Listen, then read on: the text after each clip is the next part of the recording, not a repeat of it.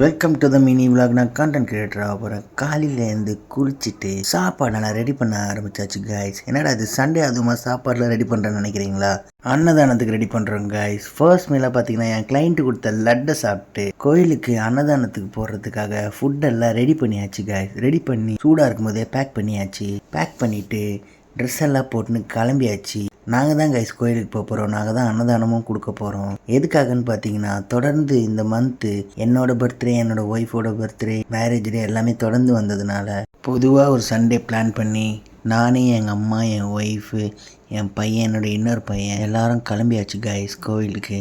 வீட்டு பக்கத்தில் என் ஃப்ரெண்டுக்கிட்டேருந்து ஒரு ஆட்டோவை புக் பண்ணி கிளம்பிட்டோம் கைஸ். 3 பேரும். கொஞ்சம் கஷ்டமாக தான் இந்த ஆட்டோ ட்ராவலு. பேக் பெயினே வந்துச்சு கைஸ். திருவள்ளூர் கிட்ட வர வர பச்சை பசேல்னு அப்படியே க்ரீனிஷாக இருந்தது கைஸ். ஒரு வழியாக கோயிலுக்கு போய் சேர்ந்தோம் கைஸ். கோயிலில் பெருசாக வீடியோலாம் எடுக்கல. நம்மளே பீஸ்ஃபுல்லாக இருக்கிறதுக்காக தான் அங்கே போகிறோம். அங்கே போய் எதுக்கு இப்போ வீடியோ எடுத்துகிட்டு இருக்கணும்ன்ட்டு மரத்தை மட்டும் வீடியோ எடுத்துகிட்டு சாமியை கும்பிட்டுட்டு கிளம்பிட்டோம் கைஸ். அன்னதானத்தை முடிச்சுட்டு சரியாக தண்ணி குடிக்காததுனால டீஹைட்ரேஷனில் எனக்கு தலைவலியாக இருந்தது கைஸ். அதனால் உடனே போய் ஒரு ஜூஸை குடிச்சிட்டு அப்படியே வர வழியில் பிரியாணியை வாங்கி அதையும் சாப்பிட்டு முடிச்சுட்டு கொஞ்சமாக பிரசாதத்தை சாப்பிட்டுட்டு கொஞ்ச நேரம் ரெஸ்ட் எடுத்துகிட்டு ஒரு மில்க் ஷேக்கை குடிச்சிட்டு என் டாகுக்கு ஃபீட் பண்ணிவிட்டு பிரியாணி சாப்பிட்றது ஸ்டொமக் பெயினாக இருந்ததுனால பழைய சாதத்தை சாப்பிட்டுட்டு படுத்துட்டேன் கைஸ்.